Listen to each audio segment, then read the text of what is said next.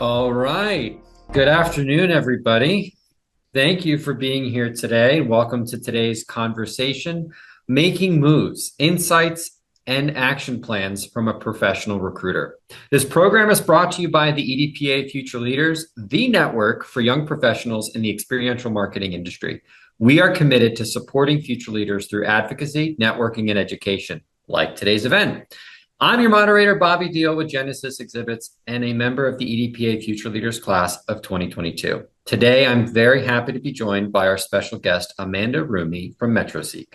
Amanda is a recruiter who works exclusively for our experiential and trade show industry. So she is here to share some of what she's learned over nearly 7 years of working with young talent, like all of you in the audience today, to help them advance their careers. Amanda, thank you for joining us. No, Bobby, thank you so much for having me. It's a pleasure to be a part of this conversation. I realize MetroSeek's role within the EDPA is quite different from many of the other member organizations. And while I don't work directly for an agency or an exhibit house, I certainly have had the privilege of, partnering closely with them for years. I think it gives me a unique lens into what professionals need to thrive in this space and a clear understanding of those skills and qualities. So thank you again. Yeah, absolutely. We're excited to have you on behalf of the whole committee. Thanks for being here. It's going to be a fun little chat we're going to have today. First of all, it's a Tuesday. It's the summer month. We all need to take a little bit of deep breath. Been a long day for me, but really excited to have this chat. So before we begin, I want to just remind everybody to not fall asleep. I know it's 4 o'clock Eastern, 3 p.m. Central. Food coma may just be coming off. Go get yourself another cup of coffee before we get too deep into this. But we've got a great conversation to be had. We will have an active chat, so drop a question, comments, ideas. Nothing's off limits. Maybe some things are off limits, but we'll figure that out as we cross it. And we will have some poll questions. So I would like to bring up our first poll question, start off with a little audience participation. So, have you used a recruiter or placement agency before? Yes, no, but considering it, or no, I don't know what a recruiter does. I haven't. I was born in this industry, so maybe my mom was my recruiter if we really want to get technical. But Amanda, I don't know. Have you? While we wait for the audience to jump in. Well, funny enough, no, I have never used a recruiting service before. But now being a recruiter, I do see the value behind it. Yeah, no, I can imagine, and we're going to dive into that. So just a second here, we'll get our answers to our poll questions. Let's see what we've got. Ooh, a nice little mix. 42% say yes, 33% no, but considering it. I'm kind of surprised by that number. So we've got some people here who might be job hunting or might be making a change or want to advance their career. And 25% no, they don't even know what a recruiter does. Well, hopefully we can, in today's chat, we can answer some questions for you guys, give you a little insight on what a recruiter does. And we've got Amanda here to fill in those gaps and kind of share a little bit of insight. As like I said at the beginning, she works specifically for our industry. So we'll kind of jump right in there. So topic number one is kind of just that. How can a recruiter help, right? So we've all kind of done our own job fairs, we've LinkedIn search, we've done Indeed applications, but a recruiter's kind of that next step. So Amanda, what does a typical day for you look like from your perspective? Sure. Just like people in the space, quite frankly, no 2 days are ever the same. And I run a full recruitment desk. So I'm not only sourcing candidates for, my open positions, but I'm also sales and new business development. Not trying to bore you guys here, kind of keep my calendar like a pie chart on juggling a wide range of tasks that are at the end of the day are, quite frankly, moving the process forward. That's anything from sourcing candidates, prepping and debriefing candidates for interviews, cold marketing and outreach, conducting interviews and qualifying candidates, consulting even hiring managers on their hiring strategies. Once, we find a fit, I do formal submittals of candidates' backgrounds. I coordinate all interviews, I do references, I negotiate offers, also do all data and CRM keep up in the system. And then on top of that, I also handle internal marketing for MetroSeek. So again, never the same day, always something different, but try to keep things moving along. Wow. Is that all? Hey, typical slacker. Gosh. Well, good for you. That's impressive. Uh, for as you've gone through this and you've worked with people in our industry, what are some reasons people seek out a recruiter's help? I mean, why do people go to a recruiter? I mean, there's so much technology out there, so many resources that people can utilize, but why go to a recruiter? So I think well, to kind of comment on, applying on like Indeed and Monsters and all the AI stuff kind of going on, using a recruiter certainly gives that human touch to it. You're not just a resume, you're a person, right? And that's what I'm trying to figure out. It's not just your background and your skill sets, but who you are and what makes you a good fit for the role and culturally what's going to be a fit. But to answer your question, there's many reasons why people would use a recruiting service. One of the biggest ones I think is confidentiality. Many professionals that we partner with aren't actively, job hunting, and they don't necessarily want their names out or resumes being circulated. So we provide that, confidential way to explore new opportunities without jeopardizing, current roles. Another big one I think is time saving. I mean, you work full time. I know this industry is very demanding, and finding a job could be a, full time job in itself. So we take a lot of that legwork off of your plate, manage the whole process, and also a lot of feedback that I've gotten from people kind of applying to positions on their own. A lot of people just get ghosted, like you interview, you think it's a great call, and you never hear from that company again. I'm here to make sure I get that feedback, whether good or bad, ensure that clear communication and transparency on both sides. And I think two more I got for you. Recruiters often have access to opportunities that aren't necessarily posted, especially at, executive level positions and stuff. Most of the time, companies aren't posting that. So we can provide some of that insight. And, I think it's great just in general to connect with a recruiter because we can give market insight, trends, and we act as your representation. Again, you're not a resume, you're a person. I'm here to represent you. Sure. No, I love that. If you could speak to kind of a high level overview of the process for somebody wanting to advance their career or find a new position, like what does the process look like working with you and your company? I know I'm throwing a little bit of a curveball question at you, but I think it's important because No, it's there's some perfect. people who answered the poll, they have no idea what a recruiter does. Yeah. And even more people said they were interested in possibly working with recruiters. So maybe if you could put you on the spot, just speak a little bit about kind of the process if somebody wanted to work with you or your team at Metro Seek. Yeah, perfect. So first and foremost, can always contact us via email, LinkedIn, phone calls. I'm a phone person. I think that it's more of a personable touch. You can get a lot more information.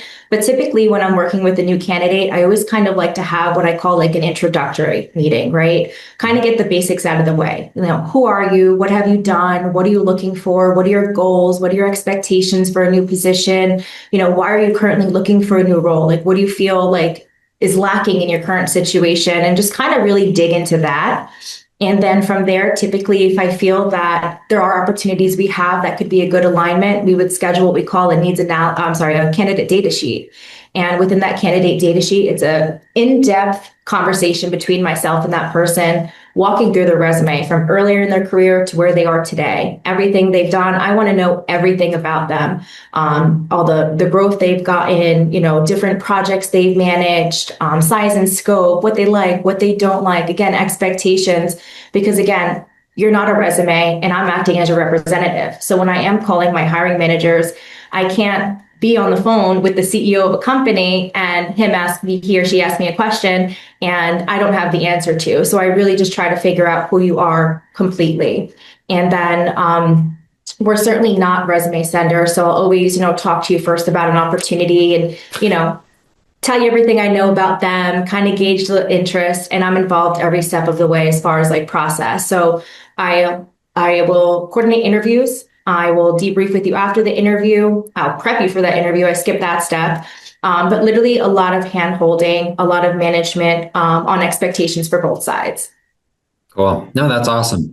Um, Thank you for letting me put you on the spot. No And problem. also, sorry about my camera and my lighting. We've got motion sensor camera or lights here, so it tends to go off. So if you see me do the YMCA during the middle of this, it's me, not you.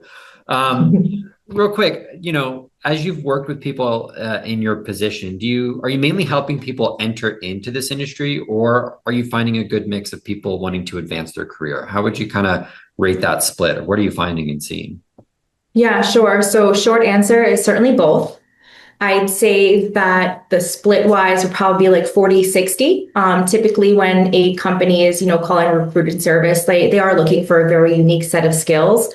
But yeah, I work with junior level professionals who may be making their first move into the industry, maybe shifting from an adjacent field, whether like event coordination or maybe on the agency side, the design build side, store fixtures, retail displays. I really try to help them understand what employers value and which paths are most promising and best suited with their skills and their desires. And then typically on the when I work with experienced professionals, they're really looking for their next step, whether Mhm. that means, leadership, a better alignment, something that aligns better with their strengths or their goals, or the chance to work with bigger clients or bigger projects. Yeah, So many of those people are successful in their roles, but maybe feel like they've hit a ceiling, or maybe there's something else going on that's kind of causing them to want to have the conversations. sure. Cool. Love that. How did you come to, because if I'm not mistaken, you focus primarily on the experiential design industry. So how did you kind of take this recruitment position and kind of focus in on our little slice of heaven? Yeah, it's funny. I get this question all the time from my friends. They're always like, "What do you do?" And sometimes I don't even want to explain it. Yeah. To be quite frank, like most people in this industry, I fell into it. Mm, When I joined MetroSeek, a large portion of our focus was on companies that specialized in the design and fabrication of like custom, like POP displays and store fixtures, millwork, signage, graphics, print. And at that time, we only had just a small handful of clients, what I would call on the experiential and trade show side.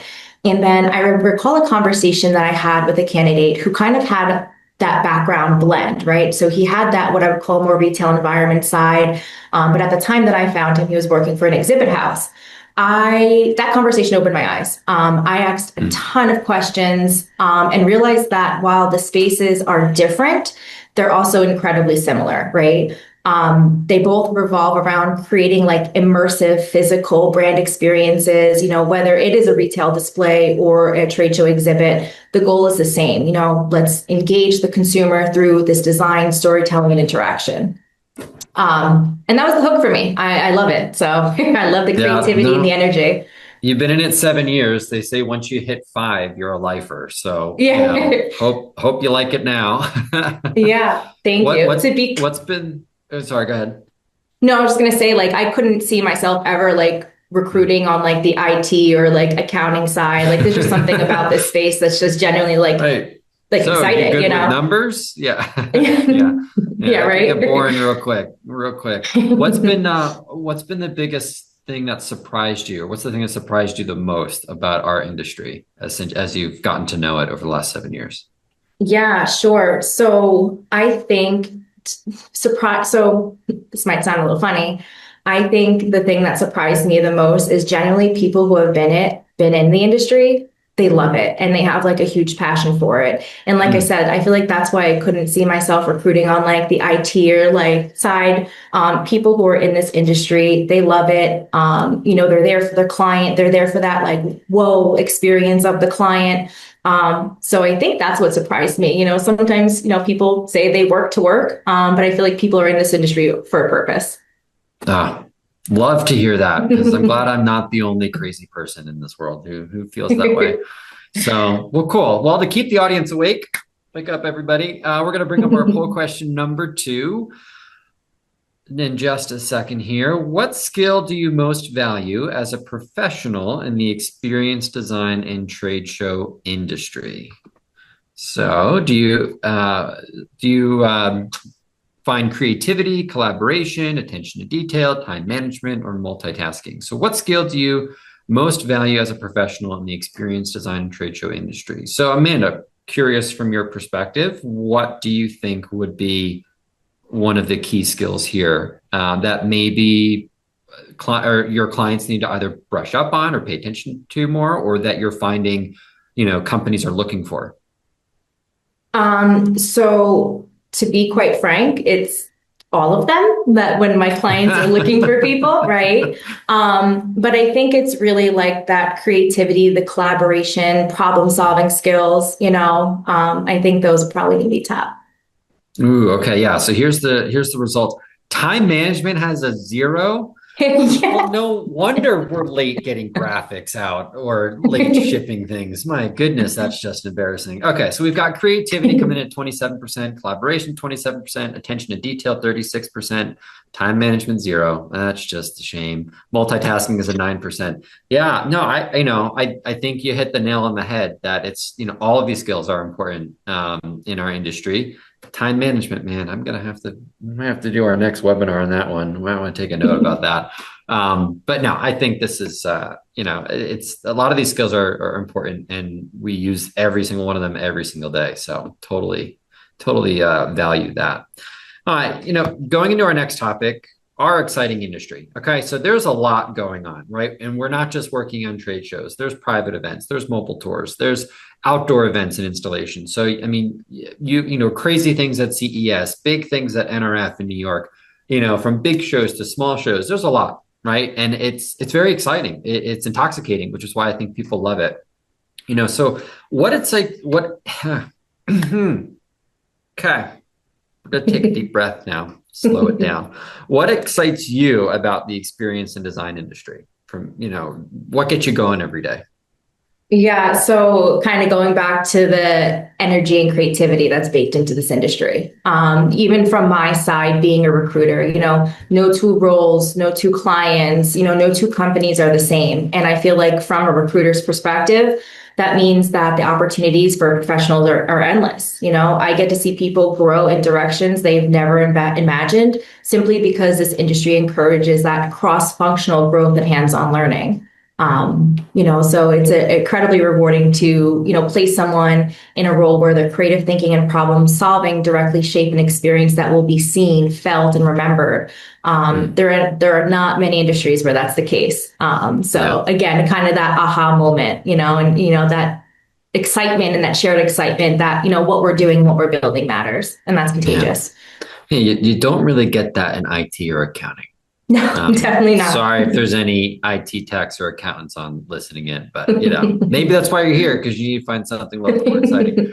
But no, yeah, I mean, there's, every day is a new set of challenges, right? Every day is a new opportunity. And I tell my team all the time, I said, we never know what we're going to walk into. We may not have one idea of how things are going to go or the end result that we're chasing, but a client may throw us a curveball or a monkey wrench, and it just changes things up and it keeps it exciting.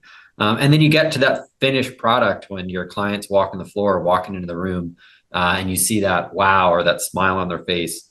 It's all worth it in the end, and it's just you kind of get that rush, and it just keeps you going. So it's a world out there, that's for sure. What are some positive developments that you see coming for the future within our industry? I mean, there's a lot going on. I mean, we have there's the developments in terms of new technologies with LED tiles and new graphic capabilities and new hardware, but then you also have the developments outside of that, like AI and research tools like that. I mean, what are some things that you're seeing that are like kind of a coming in the pipeline that are really exciting?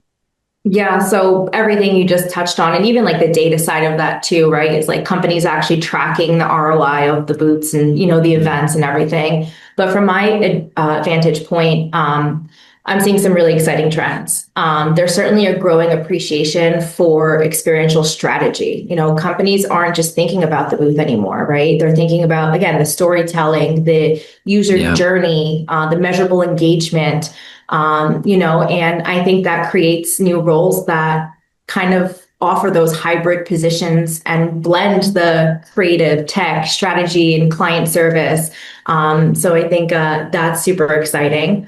I've also seen a little bit of a more shift towards like flexible and like inclusive career paths. And what I mean by that there's my lights again. Don't mind me. YMCA. YMCA. Here we go. They're back. So I feel like a lot of employers are, recognizing that, great talent doesn't always have to come from traditional channels, right? And they're really looking for more of those like transferable skills, that diverse background, and people who can bring a fresh perspective to the industry. Mm. Um, and I hate to even like say like post COVID, but post COVID, I think there's certainly like a renewed focus on like culture and purpose. Like people want to work with organizations that value them, that support them, and can deliver these meaningful experiences. So again, as a recruiter, I'm happy to make those matches and help those companies build those stronger, more passionate teams. Are you seeing a trend of more people getting into this industry, or do you still think we're kind of like the silent industry that nobody really knows about? So I think that it's a little tough to answer, right? I Yep. think that it is kind of a silent industry, because most of the time people don't think about, kind of all the work that goes behind all of these shows. But I feel like it's certainly getting out there a lot more. Mm. Yeah, it's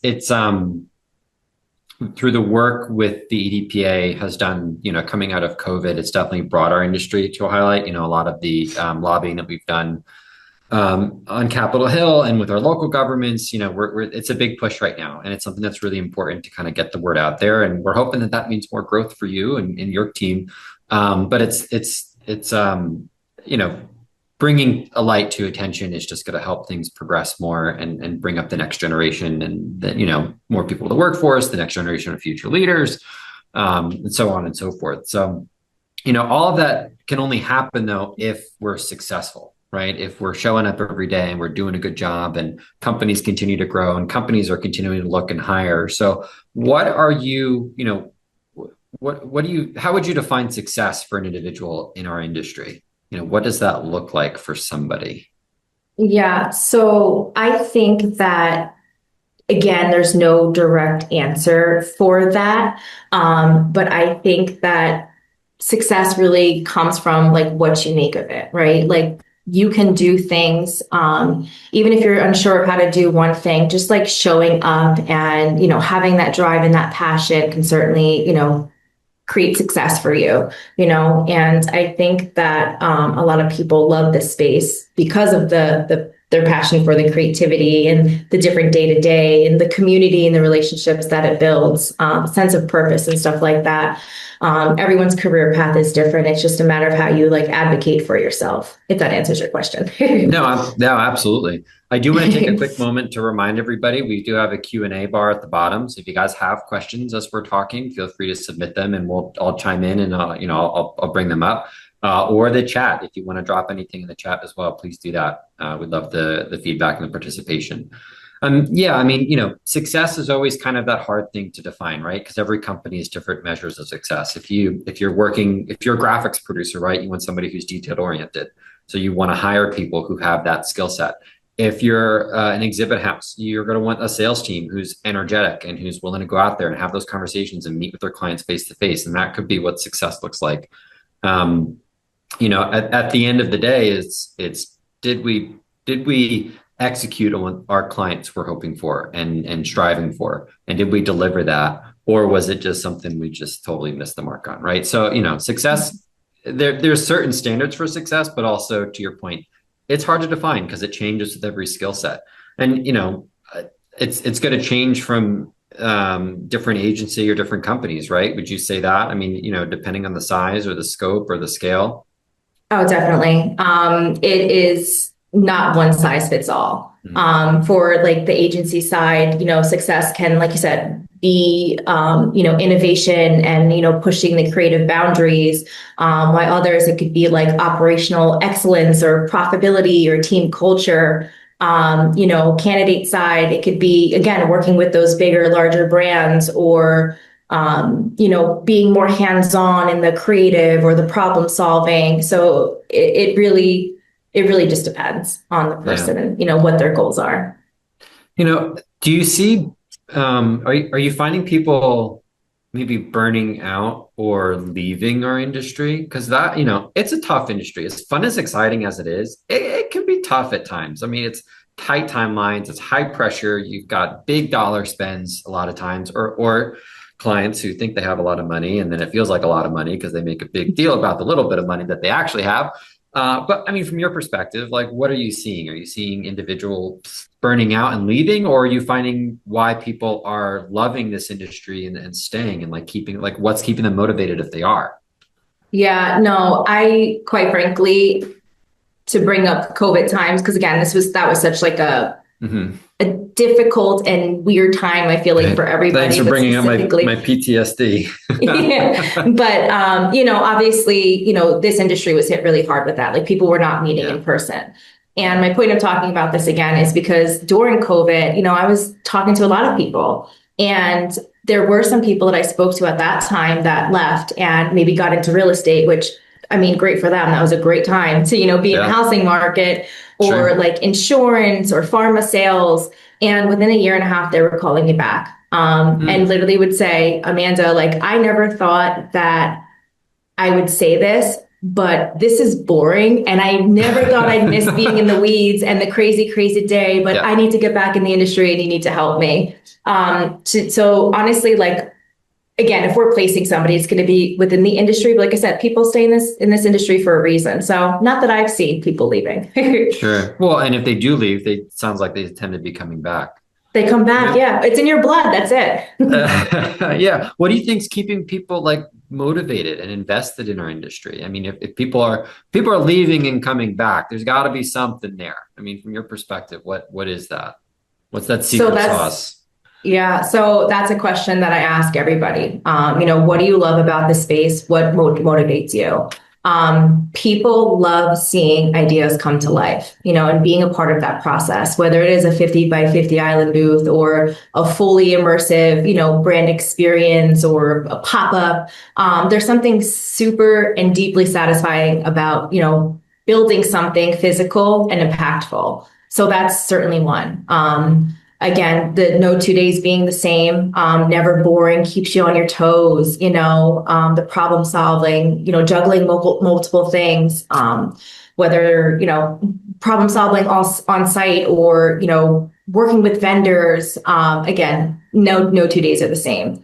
And Sure. then I think it comes down to the community and the relationships, people build Mhm. in this space. It is a tight knit industry. Professionals often say, their colleagues become, lifelong friends, and that friendship is forged under pressure and through shared wins. And that keeps people connected. And then kind of like the other thing too would be, again, that sense of purpose, the client impact. So whether it's like launching a new product or a rebrand or helping company, make a mark at a show, people feel really proud and really pumped to be a part of that, like storytelling Sure. and the growth. I know we'll get there, but there is certainly a really solid growth pattern for people in this industry who love it, who have the passion and the drive, and want to continue to be in here. So Yeah. I mean, for people that stay motivated, because this, as fun as this can be, not to speak bad about our industry, but it can be a grind. I mean, I've heard the stories of, either former colleagues of mine or current colleagues, or they're on the road, they're road warriors, right? They're out there all the time, or they're just dealing with that one client. But you kind of build up some tough skin and kind of build on that success by persevering, and working through those difficult times. And there's something to be said about that, because even though there's those hard challenges and the grind, there's still something that keeps us invested in this industry and keeps us, here, right? But not to go too much on a tangent, getting back to the script, what are some, particular skills or qualities or personalities? I mean, again, you spent 7 years in this space, you've seen people come back in here. So within that, what are you seeing, that might be unique to our industry that might help somebody who's watching today of like, look, maybe that's a skill I need to brush up on, or a quality I need to work on, or I need to make up a personality, whatever, to get myself that next position or advance my career. But yeah, what are some of like skills, qualities, personalities that you tend to see of people that might be unique for our industry? yeah, for sure. So I'd say agility and, having that grace under pressure. Industry moves fast, timelines shift, client demands Mhm. change, unexpected challenges pop up. I think the most successful people are people who are able to stay calm and think on their feet and be those Yeah. like problem solutions providers, like under Yep. pressure. Another huge thing, because again, there's so many moving parts and pieces, is having that communication.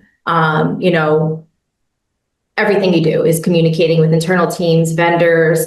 It's everything.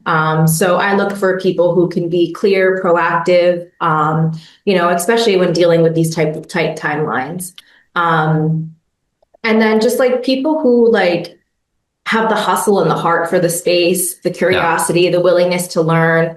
And again, those are all things that, you can teach yourself or strive to be better at, and not necessarily like a skill. It's just, the openness to the growth.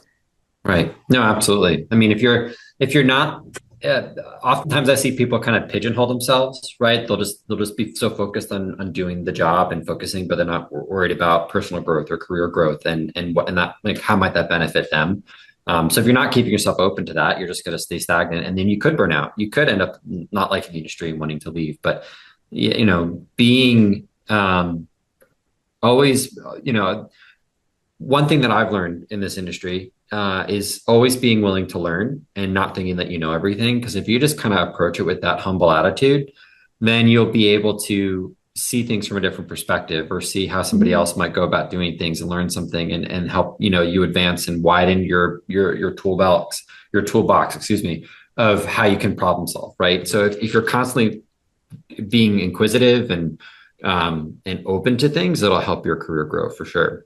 Mhm. What are I some always oh, go ahead. No, I'm sorry. I was going to say, I always say like a good resume will get your foot in the door, but it's really about like your attitude, your Yeah. resilience, and your collaboration for sure within the team. No, absolutely. Are there any hiring trends that you're seeing today that might benefit our audience here? I mean, again, we've got a mix. We learned at the beginning. There's people who are interested in working with a recruiter. There's somebody who doesn't know what a recruiter does. So, are there any trends that we should be aware of that maybe could help somebody advance their career? Yeah, sure. So I think that from what I've been seeing, like those hybrid skill sets are definitely in demand. So companies want people who can, in a sense, wear multiple hats. Being Mhm. able to blend maybe the creative with the project management or sales with strategy. The more cross-functional you are, I think the more valuable you become. I know our clients certainly value people who have been in those like client facing roles, and, being able to be confident and having those relationships and build strong relationships, with your clients. And, companies are looking for long-term fits, they don't want the Yeah. turn and burn. So I'd Yeah. say that's, a really big one. I know for us, we don't our clients don't want job hoppers, so it's having that Yeah. sense of loyalty to the company. Um, but I'd say top of mind, those are probably, well, I'd say soft skills too. Sorry. So again, that time management, the communication, the Yeah. collaboration, the emotional intelligence, right? Being able to, read the room. I Mhm. don't think those are no longer nice to haves. I think that's what sets people apart. No, no, for sure. I mean, you mentioned loyalty. I mean, one of the things I've noticed with this next generation coming up, so I've got some work to do to help shape up this next generation of future leaders, is people are job hopping, right? They're going after that next dollar, that next, comma. Although if anybody has more than two commas, then I want to be helping work with them. Do they need an assistant? But no, it's a serious thing, right? People are spending way too much time um, not staying focused on building loyalty and relationships, and using a company where they're currently at to better themselves Mhm. versus just trying to hop to the next one. So it can Mhm. certainly be a challenge there. I would like to we'll keep things moving along, and I want to bring up our next poll question. Where are you, audience, in your career growth? Are you still learning and developing your skills, like we just talked about? Are you satisfied with your current role? Are you open to new opportunities? Or are you actively looking for a change or advancement?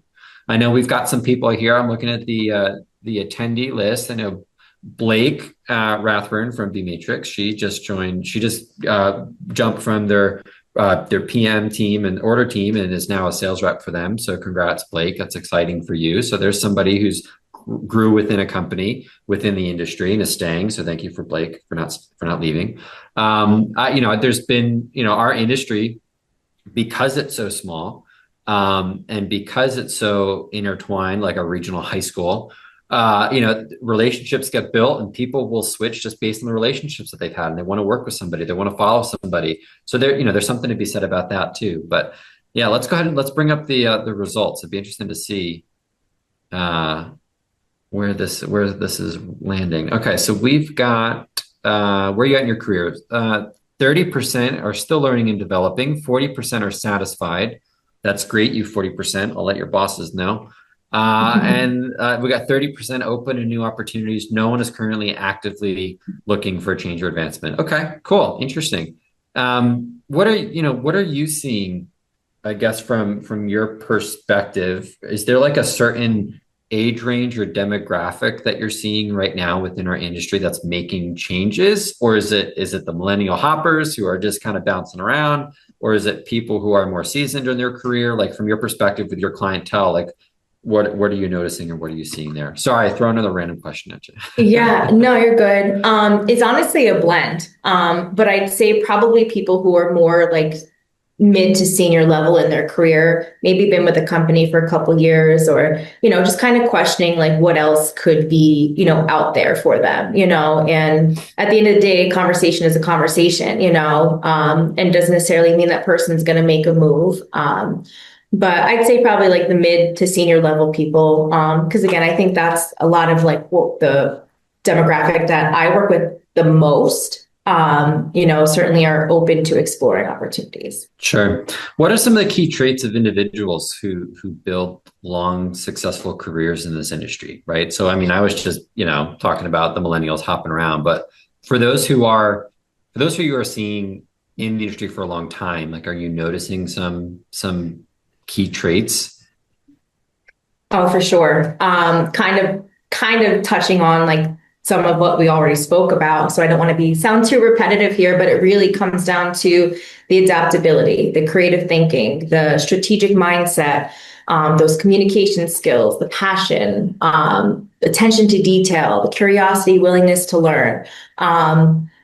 Those, I'd say, skills are certainly ones that I see, like it's a trend for people that I see who have been, successful in this career for a long time. I think passion is probably one of the biggest ones, right? Like people work because they have to work, right? You have to pay your bills, take care of your family, but you always have to, I always say like, you have to do something you love every day. You don't want to dread going to work. So I think that passion and just that drive, being like innovative, in this industry and changing with the times. I think those are probably the most successful traits. Sure. No, absolutely. We do have a question that I want to kind of jump in now in the Q&A. So we have how have candidates utilized AI in the hiring process? How does an employer identify a candidate that is creating his or her resume themselves versus someone that utilizes AI? Does it matter? Wow, great question. First of all, thank you for whoever submitted that. Anonymous attendee, number one. But yeah, I mean, are you seeing people trying to utilize AI more as they're searching for a new opportunity? And is it easy to tell when somebody's using AI? I mean, what are you seeing there? So, yes, I do see a big uptick in AI and candidates using it to like refresh a resume. For sure. I think that it could be a great tool to use in a sense, but you also don't want it to be like so robotic, right? You also want it to have a little bit of that human touch there. I use it, from time to time. It is a really cool tool. What I've heard from like the job board side, I've heard that if there's not certain keywords in people's resumes, then it's difficult, right? To, get the interview. You're getting passed on because the computer's not picking up certain words, which again, I kind of fall back to having that human touch of working with a recruiting firm. So I think AI can be great, in a sense for, many things. like you touching up a resume, sure. But like I said, I think you also have to have your own word and your own verbiage in there too. And obviously knows what it said. Some people can run it through AI and never look at it again, so. Right. No, absolutely. Yeah, it can be Yeah. really obvious sometimes. Oh, definitely. I have my team here, my PM team who flew in for the week or doing trainings and whatnot, and I used AI. I procrastinated, I'll be the first to admit. But I used AI to create a PowerPoint. So I typed up a quick outline. I said, great, create me a PowerPoint. And it created me basically just bullet points on a page. And I was like, cool, I could have done that faster. But it was worth a shot. It was kind of cool. Anyway, it can be very obvious sometimes when people are utilizing AI. Oh, for But if you sure. use it the right way, it can benefit you, right? You can Oh, brush up. sure. There's my lights again. Oh, dance. Really, really got to get those fixed. Yeah, and it can be a great tool to help you brush up a resume or freshen things up, but make sure you're utilizing those keywords. I mean, there might be key things within a specific industry that we've talked about, certain skills that they want to highlight on a resume, or certain attributes or successes that they've had in the past that will be more industry specific, as opposed to just running it through and just seeing what sticks and what happens.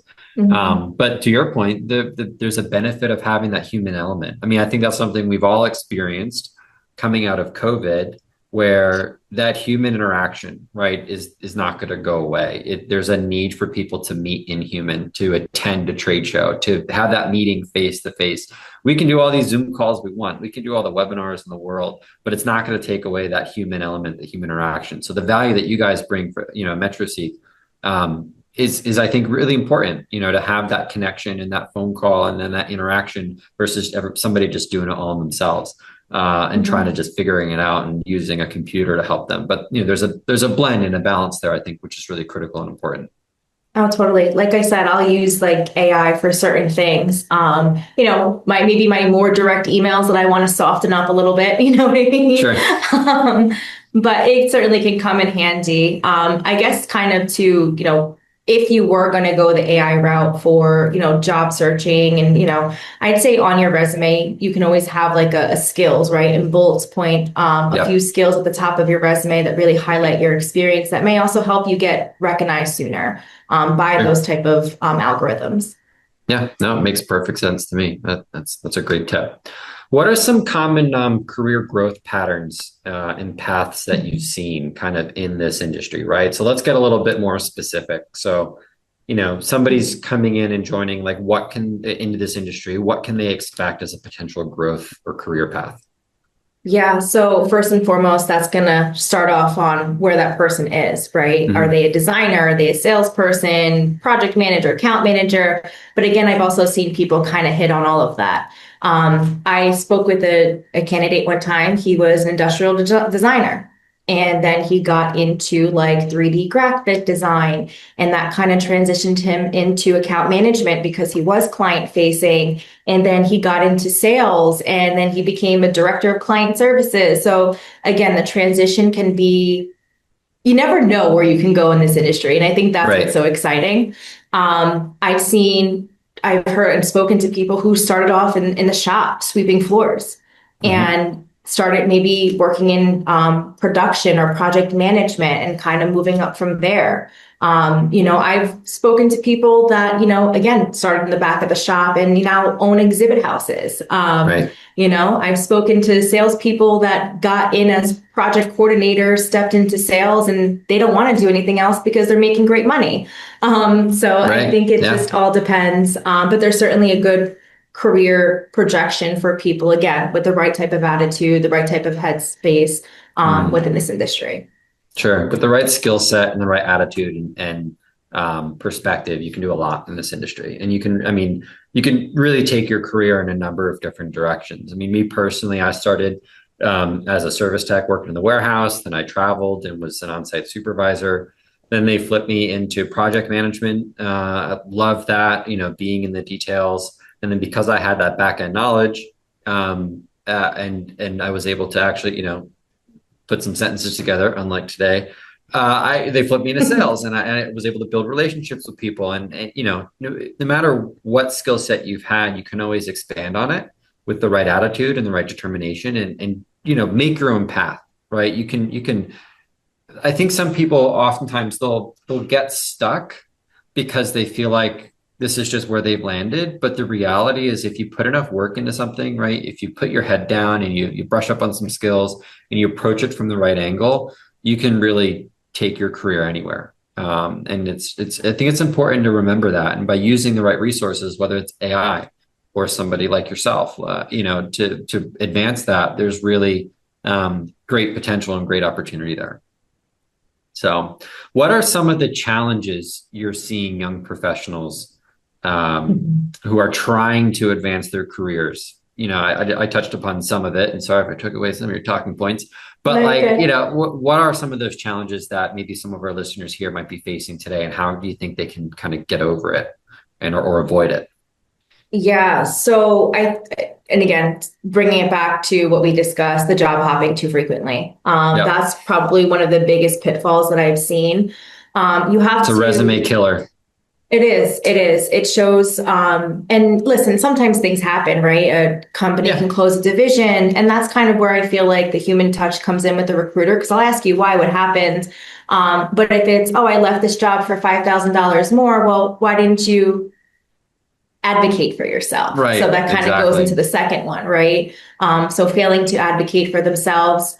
Another big one is accepting counteroffers. And this is a big one actually. Mm, Accepting a counteroffer might seem flattering in the moment, but often the core reasons why you're looking for a new opportunity remain unchanged, right? And so most people who accept counteroffers, and not making this up, you can Google it, like typically leave their company within 6 to 12 months.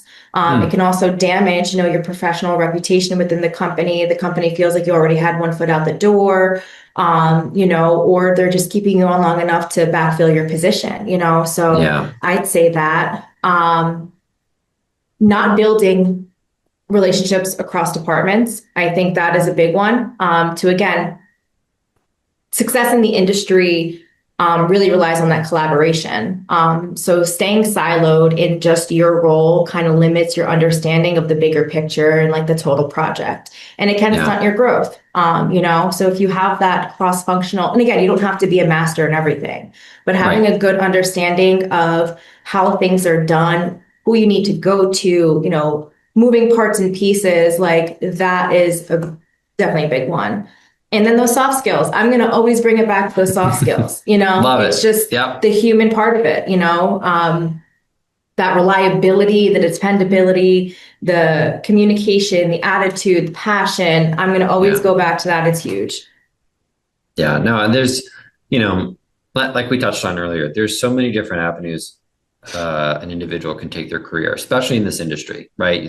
So it's all about putting yourself out there. It's all about connecting with people and building those relationships. Mhm. It's all about never settling and advocating for yourself. It's all about building and educating yourself and brushing up on those skills and those qualities and some of the topics we've talked about outside of this webinar is mentorship, right? Finding somebody to help you Mhm.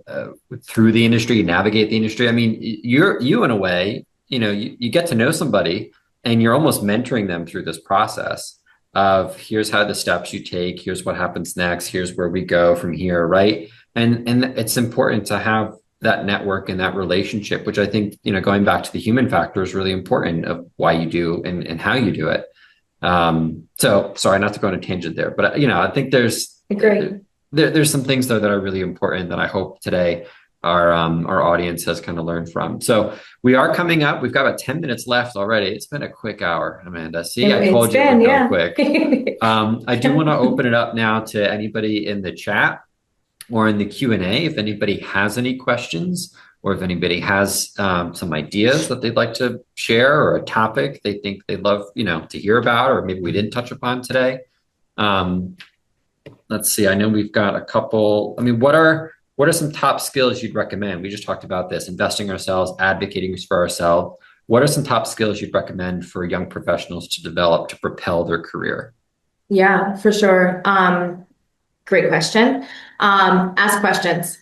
Ah, Don't love not it. just yeah, not just about your role. Again, understand the total process. For example, a junior designer might shadow a project manager for a client kickoff to understand, timelines and goals. Like, don't be afraid to ask questions and understand why things are done the way they are. And again, understanding the bigger picture. What happens after your piece is done? Who uses your work? Where does it go? Where do Right. problems typically occur? So building those relationships across departments and being resourceful, using those chat. And again, nothing's ever going to go perfect, right? There's no such thing as perfect in the space, but using those challenges as learning opportunities. Don't necessarily wait for everyone to kind of walk you through everything. Seek answers, stay positive, keep moving. Things are going to go wrong. You just got to pick yourself back up, learn from it. And it could happen again, but just don't let it happen again after that, right? Right. No, absolutely. Yeah. I mean, one of the topics we're actually going to talk about, little plug for EDPA Access this year, is failures, right? Learning from mistakes, learning from failures, and taking the time to kind of reflect and ask questions as to why, what happened, and how it happened. There's my lights again. Oh, come on. And I lost my mic. Uh-oh. Yeah, no, it's important to kind of take a moment to kind of reflect on oneself, to think about where do I need to improve to better myself, to better my career, to grow, right? So yeah, I think that's all good things. And again, it's all about soft skills. Can't go wrong. Yeah. So speaking of soft skills, I'm going to throw this at you. What are some resources that you know of or that you encourage people to brush up on soft skills? Is there a book? Is there podcasts, YouTube videos that you recommend to people that they should learn, or from your own experience? Like, what's a good way for people to brush up on soft skills? I know I'm throwing a random question at you. Yeah, no. So I have a book, Jesus, it's by Dale Carnegie, and I believe it's called, hold on one second. You are putting me on the spot right now, Bobby. No, you're good. I think it's important. We want to give people, hold on. Do I have the right one? The same one? No. It's How to Make Friends and Influence People. Yes. So I read a lot of those books about, like, self-development and, like, how to be a people person, how to be adaptable. I have tons of sales books as well, that I do read and do find as a good resource. And also Google, I use that a lot too, and just kind of, watch videos, YouTube videos of, similar situations that I'm looking to advance my skills on. But I say the book's probably the best too. Great. Awesome. I'm going to give you a one last chance for a final thought. What would you like to leave us with today? Yeah, sure. So, I think I will leave you guys with this. Whether you're new to this industry or if you've been in it for a few years, people fall into this industry by accident, but they stay in it for purpose, right? Because once you experience that energy, the impact, and the people, it's hard to imagine to do anything else. So if you are a young professional looking to advance your career, again, don't be afraid to ask those questions. Master your current role, be somebody your team can depend on, learn how to collaborate and build relationships, and be proactive, I think would be the best. Awesome. Well, Amanda, I really appreciate your time today. Thank you so much for joining us. I learned a whole bunch of things, and I hope the rest of our attendees did as well. So thank you again, Amanda from MetroSeek, for being here today and talking about how to grow and advance our careers. I would like to also thank the team at Live Marketing who helped produce this. Michelle and Brad, thank you guys backstage for helping us and putting this together. You guys are awesome. And if anybody's interested in hearing more about educational networking events by the EDPA Future Leaders, scan the QR link and join our LinkedIn page. We also have Amanda's LinkedIn page there as well. If you'd like to connect with her, feel free to connect, reach out. Shoot her some questions, and she can even follow up with that book as well. So again, thank you, everybody. On behalf of the committee at the EDPA Future Leaders, we appreciate you. Thank you for being here and looking forward to seeing you in the next one. Cheers. Bye. Thank you. Thanks, guys.